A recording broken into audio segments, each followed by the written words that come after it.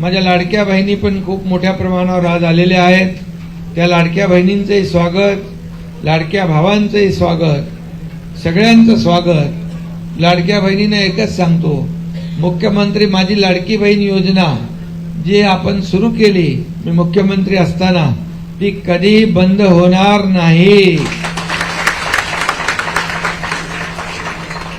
आणि आम्ही जे महायुतीने जे आम्ही टीम म्हणून काम करत होतो, देवेंद्रजी, मी, अजितदादा आणि आपण जे आश्वासनं दिलेली आहे ही आश्वासनं देखील टप्प्याटप्प्याने पुढे आपल्याला पूर्ण करायची आहे.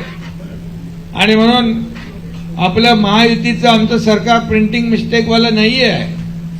आश्वासन द्यायचं म्हणायचं प्रिंटिंग मिस्टेक झाली ते आम्हाला जमत नाही म्हणून तर तुम्ही काँग्रेस सोडून इकडे आले, बरोबर ना.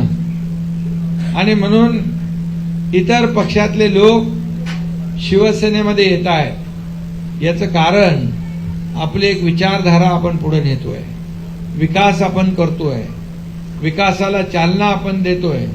महाविकास आघाडीच्या सरकारमध्ये सगळं स्थगिती सरकार होतं, सगळ्या कामांना स्थगिती देत होते, सगळ्या कामामध्ये स्पीड ब्रेकर टाकत होते. परंतु आपलं सरकार स्थगिती सरकार नाही, आपलं प्रगती सरकार आहे. या राज्याची प्रगती आपल्याला करायची आणि विकासाबरोबर लोकाभिमुख कल्याणकारी योजना ज्या आहेत, या लाडकी बहीण योजना, शेतकरी सन्मान योजना, लेक लाडकी लखपती, अशा अनेक योजना आपण केल्या. आणि म्हणूनच या महाराष्ट्रातल्या जनतेने नुकत्याच झालेल्या विधानसभेच्या निवडणुकांमध्ये महायुतीला 232 आमदार निवडून दिले, 232. आणि म्हणून हा एक इतिहास झाला, हा ऐतिहासिक दैदिप्यमान असा विजय आहे. खरं म्हणजे आतापर्यंतच्या महाराष्ट्राच्या इतिहासामध्ये हा सगळ्यात मोठा विजय महाराष्ट्रातल्या जनतेने आपल्याला दिलेला आहे.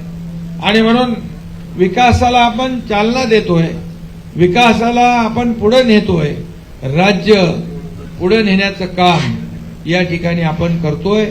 आणि शिवसेना दिलेला शब्द पाळते. शिवसेना दिया हुआ शब्द, एक बार शब्द दिया तो पत्थर की लकीर होती है.